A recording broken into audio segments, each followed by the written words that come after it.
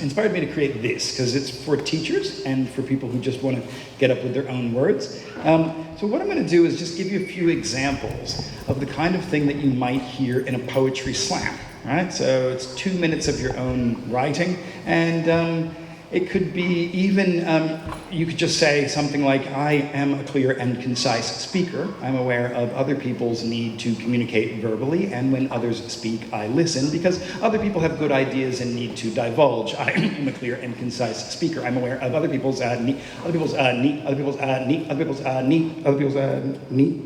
I am a clear and concise. I am a clear and concise speaker. I'm aware of other people's need. Other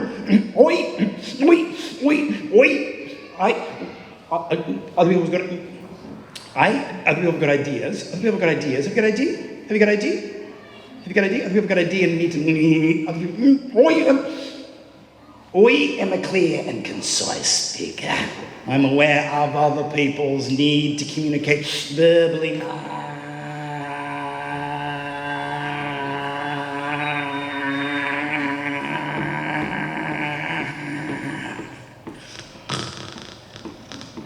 When others speak, oi, listen, I listen, oi, I listen, oi, listen, I listen, oi, listen. Other people have good ideas and need to die. I mean, divulge.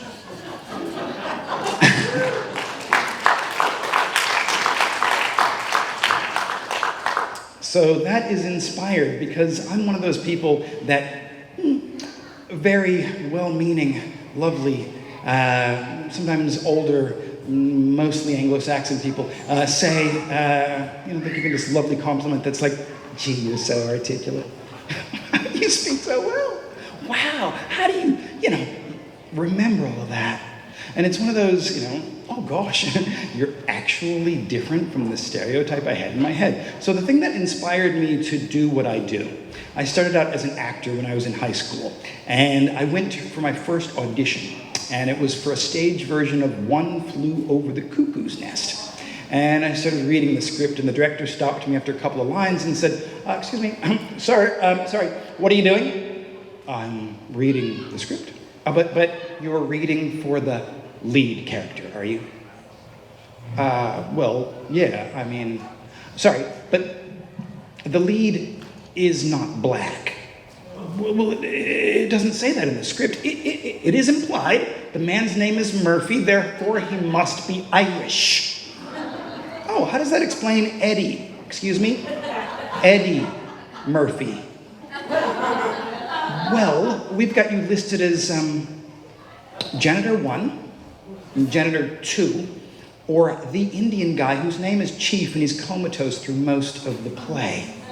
And that's when I realized anything going on inside of me would never actually be allowed to come out if I waited for an idiot to cast me in the perfect role. And so I began submitting manuscripts. And an agent said to me, so your central character is a 19-year-old African-American security guard.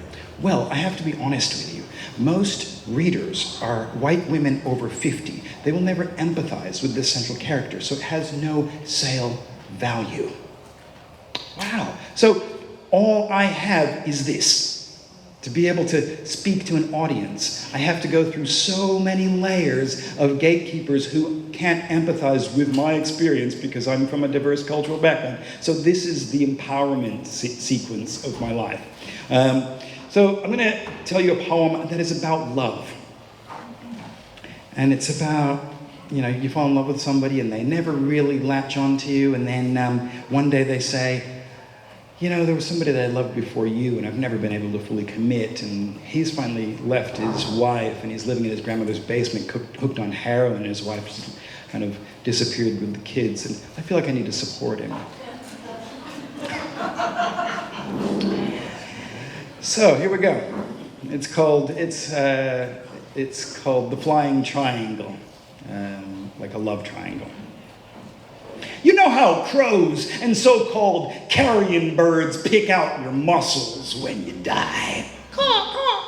Carry your heart across a meat pink sky. Well, my girl's mind was stole out by a nightingale. Like a reverse Medusa. She used to melt every man in her circle of sight. I tell ya, seen gray lumps of concrete clinging to her feet, moaning, "I was trying to be a cold, hard street till you walked over me, baby."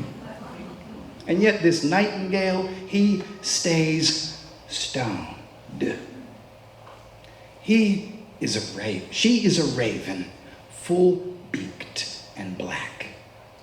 She got knocked from the, he clipped her ass out of the migrating flock that used to soar north looking for sun-baked climes. This nightingale, he a junk man. Now, I ain't talking 6:30 Monday morning, pick up your trash, wake your ass up. And I ain't talking no Bondi junk shunned after a Thursday night mall psycho spend, cut your card up. I ain't talking. I'm a singer. I sing. Puppy, puppy, pop, headstone holes, pop, needle-sized shovels, pop, digging pores in graves. They moved, raven and nightingale, Sydney, South Coast. It was the quiet he hunted, the hiding she needed. They thrived in an abandoned garden, all snaky and overgrown. So, how high was he? He staked out every grocery store, the gong to Helensburgh, buy up all the bags of poppy seeds and tell them, "Order me more." Take home, boil siphon down to a nasty brown gel, mixed with red cordial, and sip through the day from a dirty Fanta bottle. It's poppy wash, keeps me regular. How crazy was he? You see that dude over there? Where? Over there, looking at us. What? Just look. You want to know why he's looking at us? Why? Because some punk on the street must have given him my name.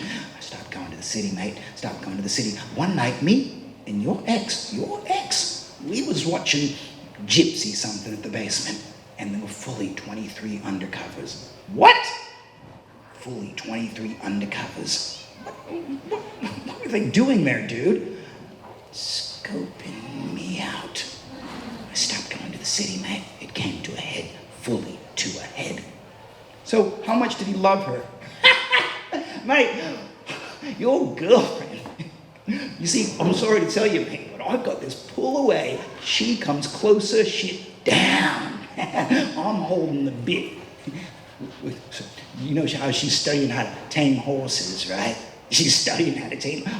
I'm holding the bit, and Raven, she steps in, mouth first. But I'm not gonna let her go, mate. I've got to be honest, I don't love her, but I'm not gonna let her go. Not as she's giving me some cash for my ex-wife and the kids and that. I am a robin. I'm not a Robin the Cradle, Robin the Hood, Robin the Williams, Robin the Archer. I'm just a plain old puff-chest, red-breast, feathered creature. I'm a robin, and I fell for a raven, and she left me for a nightingale. She says they can sing together. She says she wants a little bit of street in her garden, and she says she wants his name. And you know what I say? I say, we don't have names. I'm not like you, Tom, Sue. My name goes like this.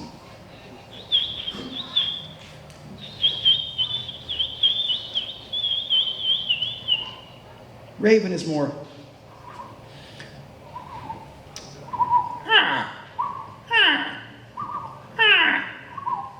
but this guy, he uses two. He calls himself something cool, you know, something cold, like a TV tone, like a train breaking.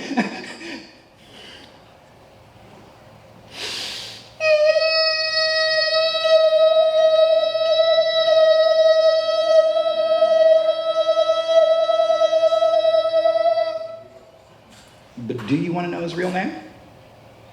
Do you want to know his real name?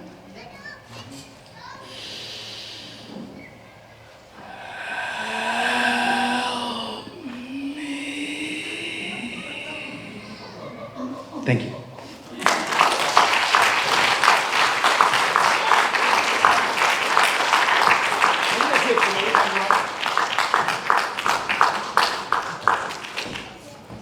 Thanks, Miles. That was fantastic. Brilliant. Okay. Miles Merrill, ladies and gentlemen, maybe one more big hand. Thank you. All right. Now we have a much anticipated panel for all you lawbreakers and bad boys and girls out there. Lawyers, puns and money, art, literature and the law. You know, I'd like to welcome those sheriffs of righteousness to this table, John Corker and Ross Duncan.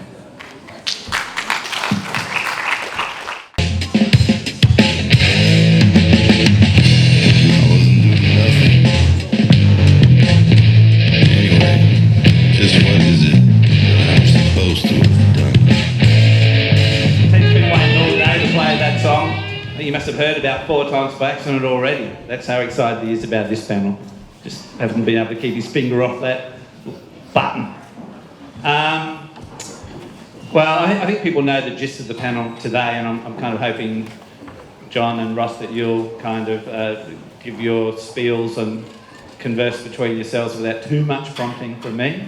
I've actually worked with both John and Ross in different capacities.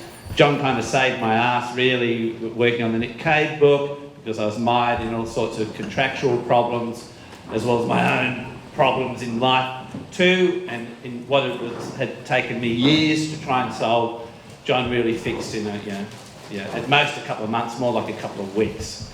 Ross, I worked with when I was editing the neighbourhood paper, and he came in and was our lawyer checking for defamation and any other issues. At the same time, he was also working at the ABC with a whole bunch of people, including the Chaser and Four Corners, and I don't know who else. And Ross was also writing what seemed like 4 features a week for me to look at. And I just thought, this guy is a machine. He does not stop.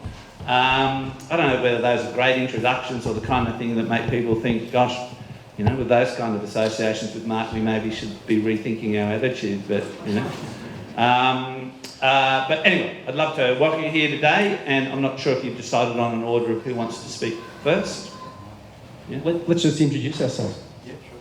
So that's a tough act to follow, the one we just watched, and Mark's introduction, because lawyers are just basically pretty boring people on the whole. And if Mark thinks it took 2 weeks to get him out of that contract, he's joking. It took, I reckon I've been at it about 2 years, Mark, to get you, on the straight and narrow. With a legal can opener. Yeah.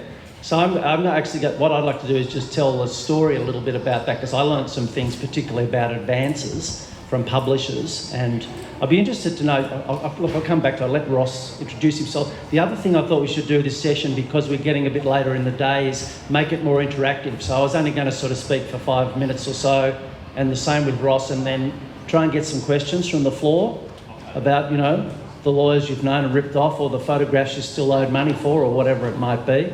So think about some questions to ask in a bit too, please. Yeah, thanks, John. Sorry. Thank you. Thank you. Thanks, John.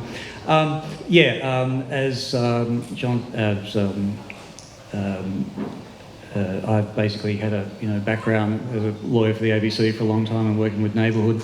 I'll probably just give a sort of slightly broader overview of some of the issues and legal issues that we're talking about when we talk about the arts and the law, the things we have to encounter, and some of the things just to be wary about that hopefully might trigger some questions from you guys. But for that, I'll pass back to John. Ross is very humble. He's a really expert in defamation law. He really knows the inside outs of pre-publication and what you can publish and what you can't publish, and why and what the risks are. I think that's, and a lot other, 30 years at the ABC. So yeah, too long, some would say.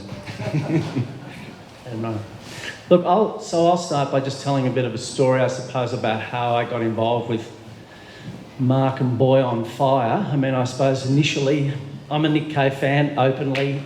Grew up in Melbourne, Crystal Ballroom. And I think that's, Mark and I hit it off probably in early days talking about some of those stories. And then he turned up in Alice Springs as a rock journalist, and he'd been up in the wilds of the far Northern Territory, up in Maningrida, I think, Chasing the Sunrise Band, if I remember rightly. This is some of your legendary Aboriginal band from the top end. Turned up with a group of artists. I had a house in Alice Springs and a number of people were sort of staying there, and I think that's sort of how I initially met him. So when I finished work, paid work that is, a couple of years ago, I was very aware of Mark's sort of 10-year journey to try and get this book out. And I initially tried to get one of the pro bono law firms helping to get out of these contracts and get into a new one, because HarperCollins was willing to publish it, but he had these 3 other contracts that he'd signed as far back as 2009 for a work then called Tend to Prey, which was the life of Nick Cave. And I couldn't place it with any firm. They were all conflicted. They acted for one of the publishers and they said, no, listen, we can't do it. And I thought, well, okay, why don't I do it myself, see what happens? I can get a voluntary practicing certificate, which I had, and I'd been a lawyer for 40 years and I'd done all sorts of different things. So I jumped into it. And what I found, which is what I wanted to sort of talk about a bit today, is what was interesting was that the 3 contracts, there was one for the US, one for the UK and one for Australia and New Zealand, all had really different approaches to the advances that Mark had been given and spent, by the way. And, I just wonder in the audience, just going to ask how many people have received advances under publishing contracts? There's a few of you, yeah? Has anyone ever had to repay them? No, okay. How many of you would like to receive advances from publishers? Yeah, there's a few there. There's a few budding writers that would know about that. So what was interesting, I'll start with the US contract. It was just Simon & Schuster. It was a $5,000 US dollar advance for the American rights. And it was quite specific. It said, if we don't go ahead and publish the work, you'll have to repay it. So that was pretty clear. But both the other contracts, the UK and the Australian one, were completely silent on it. And, the Australian advance was quite a significant advance, above 50 grand. I won't say what it was, but well east of that. And so I started and I looked through all my law books, publishing law books. What happens? Because the story really was that, Mark knows the story better than I, but that the work, he produced 100,000 words, and that was what the contract said. But what the publishers said they wanted was a full life of Nick Cave. And Mark had said, listen, I've done all this research, I've done all the work. You're joking.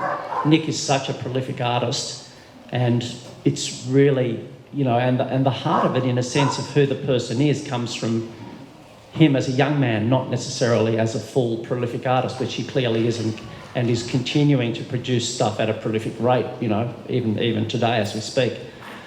So on that basis, they refused to publish. They said, no, we want the full life. So that's sort of how it got tangled, and that's how I think Mark fell out with Nick. Nick said, oh, well, it's not going to happen, forget it, I don't want it to proceed. And it was just this terrible turmoil, together with Mark's personal life turmoil as well, which we won't talk about. But, that's how I got drawn into it, in a sense. And in the end, I ended up speaking to a couple of senior publishers, and they said, listen, yeah, we give advances all the time.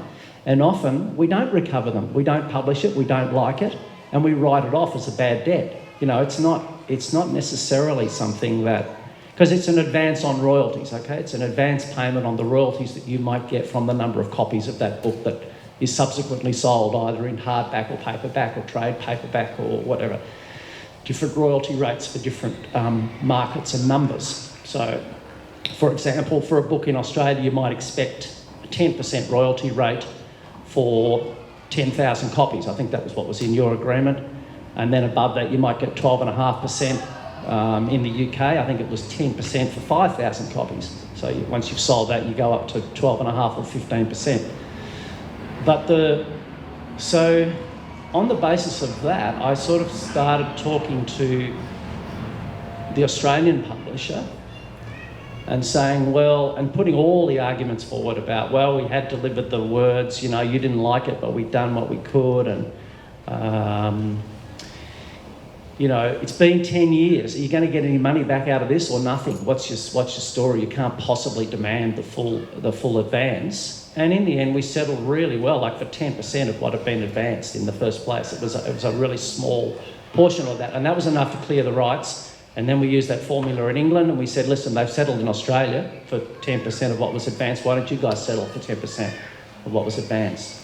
So it was I just thought it was interesting for this audience to know about that, to think about what is an advance and whether whether it's a gift, it's not a gift, what you've got to do for that advance, and whether or not it gives you a right to publish. And the other thing I'd say is advances sort of usually come in three parts. They come in on signature of the contract, on delivery of the manuscript, and then on publication of the work.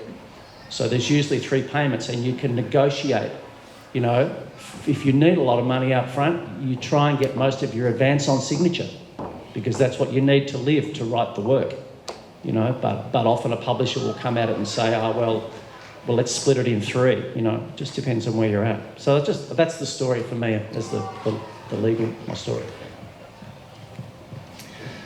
Great, John. I've got a couple of questions arising out of that, but I might just start with my little spiel, which was just to try and, I suppose, kind of set the scene a bit for what are we talking about in the broader sense when we're talking about media, arts and the law, what kind of laws and so on. And as John said, I've spent the best part of 3 decades working in spending many hours and days working intensively with journalists and reporters and various other producers of content, such as comedians and drama producers and so on, basically trying to negotiate the minefield of laws that in some way or another, and reasonably or unreasonably, restrict free speech and what you can publish. And we sort of regard it as a bit of a tightrope exercise, walking above a big cliff sometimes, because the stakes are very high. The laws are often very unclear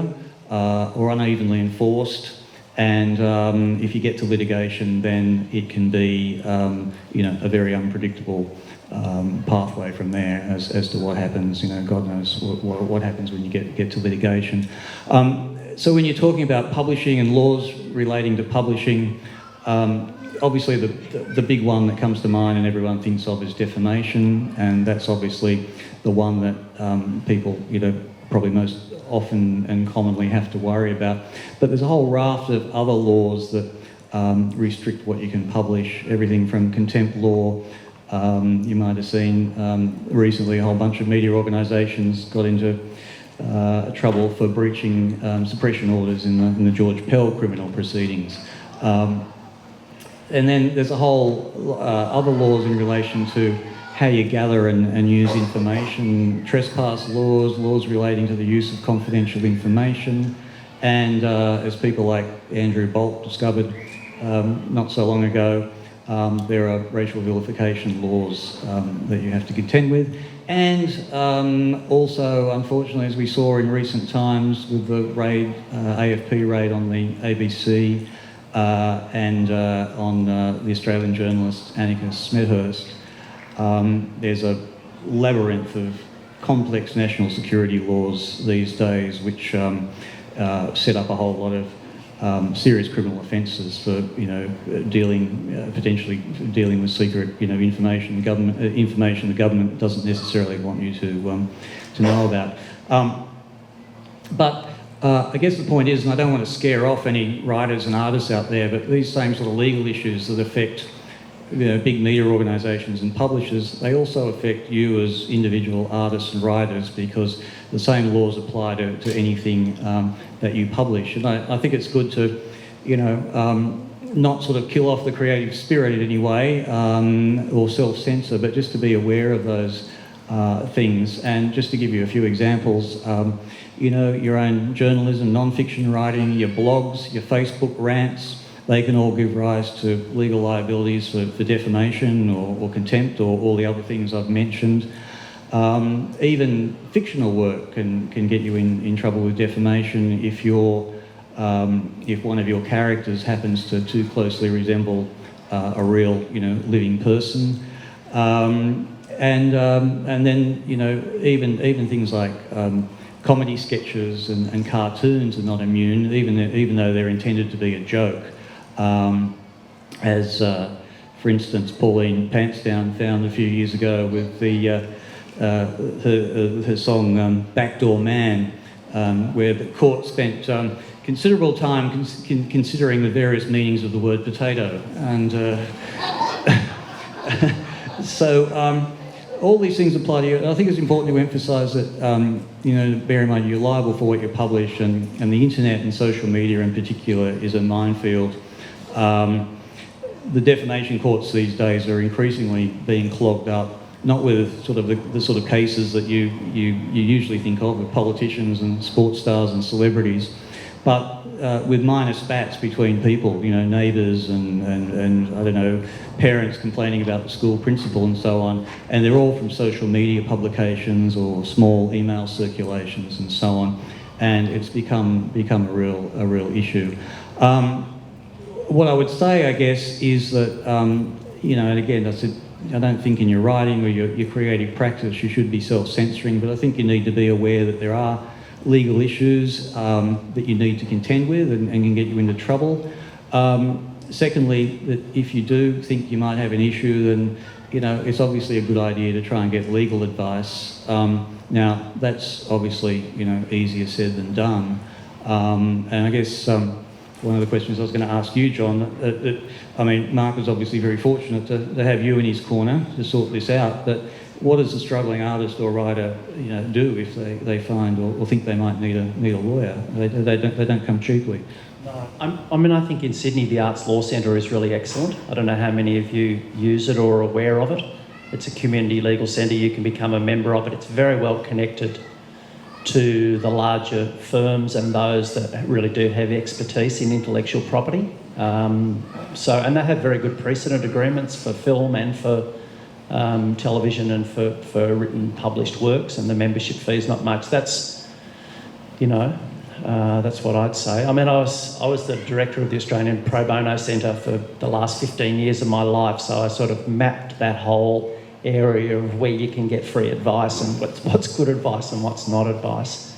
So that's what I'd say. Has anyone had any dealings with the Arts Law Centre out there?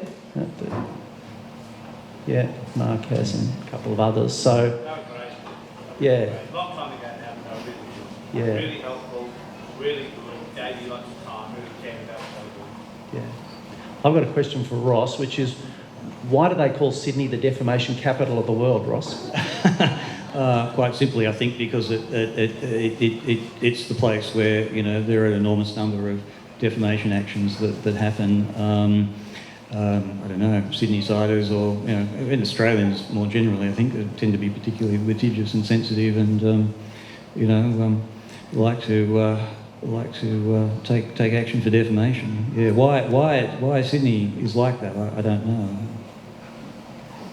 What about questions from the floor, please? Yes, if you have questions they'd like to ask. We've got there is a roving microphone, but I don't know. Yeah, it's a COVID thing, but I can read it. It's pretty easy to hear, but I'll read it. I was just wondering if you were working with the Chaser, did anyone ever successfully sue the Chaser team, or did it come close? Did anyone successfully sue the Chaser team, or it come close to being successful? Putting it on the line. Yes, I think the short answer, you're stretching my memory a bit, but there were certainly many complaints, and I think there were legal actions.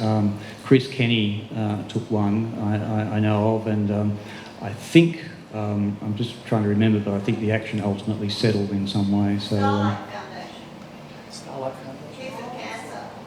Oh, right, that's right. Yes, that's right. And the A1 Milk Company, I think, as well. But that was over the consumer program. Yeah, that's right. That's right. Yeah. But I'd have to say, on the whole, given the sort of boundaries that they were pushing, there were relatively few actions taken overall. If I could ask you a take on the proposed reforms of defamation law and your personal opinion, just the kind of attitude on your profession to this question. Yeah, thanks for that. Look, just to sort of explain, there are various state defamation laws, but they're all essentially uniform, and the Council of Attorneys General have recently gone through a whole process of reviewing the laws and proposing reforms that are about to come into effect pretty soon. Most states and territories, I think, have passed. I think it's only Tasmania that's yet to enact it, and it'll all sort of come into force together. They make some significant changes. One of which is the so-called serious harm threshold, which is designed to sort of weed out the sort of trivial cases that I was talking about before that come out of a lot of social media and so on, so that a plaintiff, the person who wants to complain of defamation, will now have to prove that they have actually suffered some serious harm. The position, strictly the position now is that it's kind of the other way around. The defendant, the publisher, would have to prove that it was only a trivial publication, only trivial harm. That's been reversed. I think that's a very good thing. The other significant change is the introduction of what's being called the public interest defence. Journalists and other people like to think there's some sort of broad public interest defence to defamation. That, you know, if it's in the public interest, it's okay. That's never in fact been the case. But what's been brought in now is a sort of modification of the so-called qualified privilege defence, which basically says that if you publish something and it's in the public interest, and that you as the publisher reasonably believe that it's in the public interest, then you will have a defence to a defamation action, and you won't need to necessarily rely on any of the other defences, particularly, you know, having to prove that it's true. On the face of it, I think that's a very positive move and very helpful. It's yet to be seen, I think, how it will play out in effect. You know, we have something not too dissimilar already, which is the, you know, interest in giving and receiving the information type privilege, which, you know, courts have never been very keen to find for the media in relation to that. So I think on the face of it, that looks great. But we'll just have to see how that plays out in reality and how the courts interpret it, and if they take a bit more of a realistic view of the pragmatics of day-to-day journalism, I think. There's other modifications, of course, but probably not time to go into them here. Just worth noting, though, that there's a second phase of the reform which will be looking at social media and internet and you know, how that should be better regulated in terms of liability for online social media publication.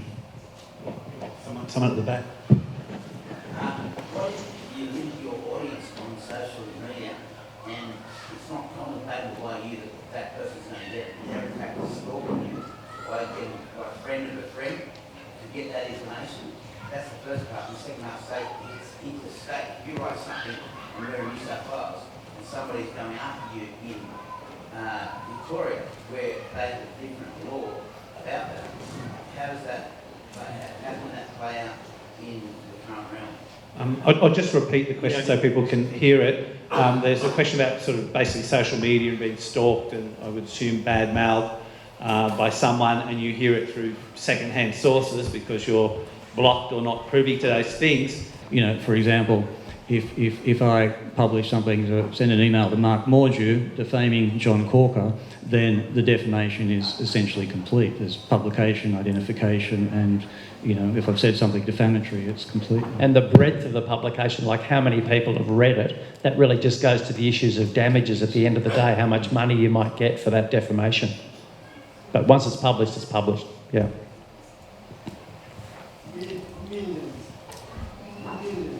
So you're saying there's a difference between speech and writing in that. So if you spoke to one person, it wouldn't be defamation. But if you wrote There's a slight technical difference between spoken defamation, which is known as slander, and written or defamation in some more permanent form, which is known as libel. But for practical purposes, no other difference. The only thing is probably would be to the extent of the audience, because if it's just spoken to a couple of people, then the audience is going to be very small who heard that, so the damage that's caused by that publication is going to be relatively small. Whereas if it's obviously a publication in writing and a mass media publication that's going out to potentially whatever hundreds of thousands of people, so the potential damage to the reputation is going to be a lot higher. That means a drunk conversation down the pub could be defamatory. It could be, yeah. Technically. Technically, yeah, technically.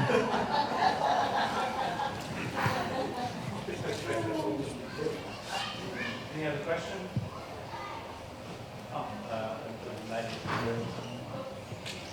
How well protected are you by stuff already being in the public sphere? So let me give you an example. If I wanted to put together some material that had already been in the courts about, say, let's just say at the top of our head, a prior Crown prosecutor, and they've been criticised by judges and things like that, what would you say to me about, like, just run away or putting together, there's a picture, we have someone in this state, there's a picture of different things and the pieces haven't been put together. How scared do I have to be about defamation? That I write things that are based on that stuff that's in the public sphere? Look. Obviously, you need to be careful about republication of anything, any defamatory material.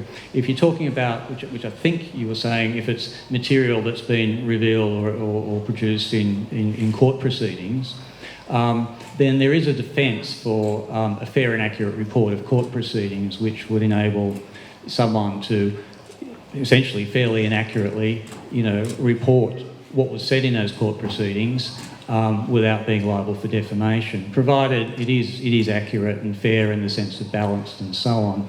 I wouldn't encourage you to go off and do it lightly and without legal advice if it's serious defamation, because there is that condition, it has to be a fair and accurate report. But if that's the case, then you could report that and publish that and have a defence essentially to any defamation action. It's a bit like the way that politicians have an absolute privilege in Parliament to say what they like, and anything said in Parliament can be fairly and accurately reported by the media. So if someone makes a defamatory allegation that in Parliament that someone corrupt, then that can be reported by the media without fear of a defamation action, so long as it's a fair and accurate report of the proceedings.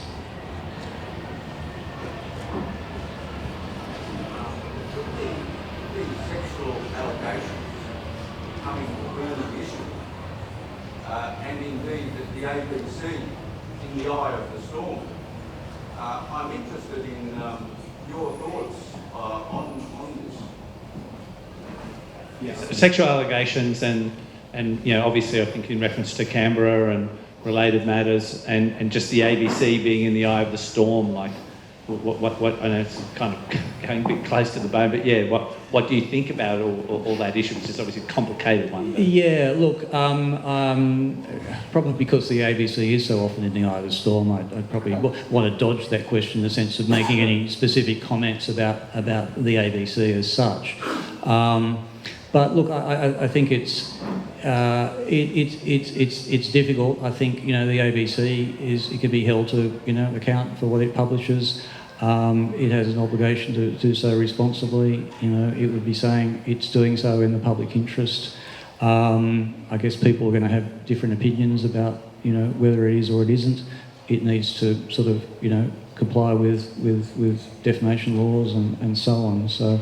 I'm not sure if that quite answers your question. But I'd just say it also opens up the question of the role of the ABC, in the media milieu as it is, and its changing role over time because of an increased concentration of ownership of our commercial media, together with fracturing through social media and through streaming services. And so the ABC has come under increased pressure to be an honest broker, if you like, but it gets more and more accused of being, biased and partisan because there's only a couple of other players on the other side. Yeah. Do you think that's true? Are there I think they do a bloody great job. That's what I think, yeah. I've got to say it's really interesting to hear you talk about social media, Ross, and then John relating it to the ABC and the monopoly the media has over the conversations, because certainly I think everybody, well not everybody, but a lot of people here in one way or another are beginning to experience what a mire social media is, and I had no idea that the courts are getting sort of caught up in this, and I've encountered these issues through friends and through organisations. I know that people go on social media and just say the most outrageous things, and then there's it's like the whole thing of people just reading the headline, and then it becomes a fact, and it is spread, and it's like the fire goes everywhere, and this kind of easy, cheap talk of fake news in relation to Donald Trump, it's almost a byword for the way people's lives are being lived at home every day of the week at the moment. It's really, it's a big concern, I think, and it's getting worse. Yeah, and I think the law's sort of struggling at the moment as part of what the defamation law reform people are looking at is whole areas of who's responsible for a defamation on social media. You've got people like Facebook and Google, you've got the people who make the posts, you've got Facebook administrators. There's a case at the moment that's going before the High Court that basically finds that media organisations that administering their Facebook pages are liable for what members of the public post on those pages. So that's sort of being challenged at the moment, but it's a Pandora's box, really. What do you think about the Constitution itself in regards to free speech? Because we've heard a lot in the press about how, well, last year in particular, I think it was 2019, that our democracy was actually downgraded as a whole in terms of freedom of expression. Question about the Constitution and freedom of speech, and freedom of speech not being enshrined, I assume. Yeah. Yeah. It's nebulous as to what you can, the laws are not quite stated clearly. Well, sorry, just quickly, I'll pass to John, but there's no express guarantee of free speech or freedom of the press in our Constitution the way there is in the American Constitution. Well, yeah, people say that's a problem. And it's certainly, in terms of defamation, our defamation laws are a lot stricter than in the US, and so in areas like that, it's a problem.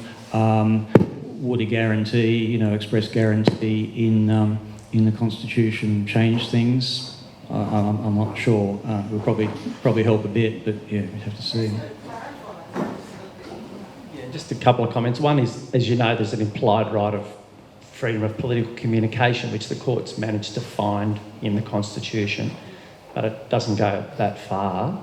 And I think what the issue you're really opening up is whether or not we need a Bill of Rights, which is something that we've, and the right to free speech would be one of those rights that you might find in the Bill of Free Rights. We had a good go at it under a Labor government, and they balked, and there was a national inquiry, and was it Frank Brennan who went right around the country talking to everybody about whether we needed a Bill of Rights, and most people were in favour of it, but the government didn't proceed with it. They thought that it was too politically fraught. So it still bubbles on, and now I think Queensland have just recently moved to having their own state Bill of Rights, so they're the first state. No, Victoria. Victoria's the first. Victoria and the ACT, and now Queensland. Sorry, quite right. So there's still movement, creeping along in that space. Yeah. We were downgraded as a democracy because of apparently the crackdown on protesters and also the AFP raid, as you say, various other things that seem to, from the outsider, to kind of do this in terms of freedom. Sorry, guys, I've got to stop it there. Maybe you can converse and do that afterwards. But I think coming out of the conversation, there's a kind of a bigger thing here which relates to the balance between freedom of speech and responsibility of speech. Everyone does talk about freedom, but not so much about responsibility, and that's the difficulty with social media, clearly. And I have to say, because I've had the good fortune to know John and Ross as friends and have been able to work with them on my writing, that people have an idea of law as this constricting thing, and one of the great things, because John and Ross are artists and creative people too and writers, is they didn't just say, no, you can't do that. They actually came up with solutions that, for me, modified and improved the work and taught me about the balance between saying what I want to say and versus just being a bit careless and sloppy, basically. And sometimes that can come down to a single word. And so when you have the luck that I had, or when you have the knowledge of good law, teaches you responsibility and not just freedom, and through responsibility it's better, and the freedom is therefore greater in a different way. But I don't know whether I'm talking too much to you guys. No, you've just given description, what I would call the description of a good lawyer, one who enables people to do what they want to do. Yeah. Yeah, and I'd say, I mean, in my experience, it's very much the exception than the rule that you would say to someone, you cannot publish that at all. It happens, but invariably you can find a way to work through it, work around it, as you said, changing words, finessing the language, de-identifying someone, whatever it might be. You can get kind of the gist of it and out there if you take the time to do it. Great. Thank you. John, Ross, a big hand for that. That's really great. Thank you very much.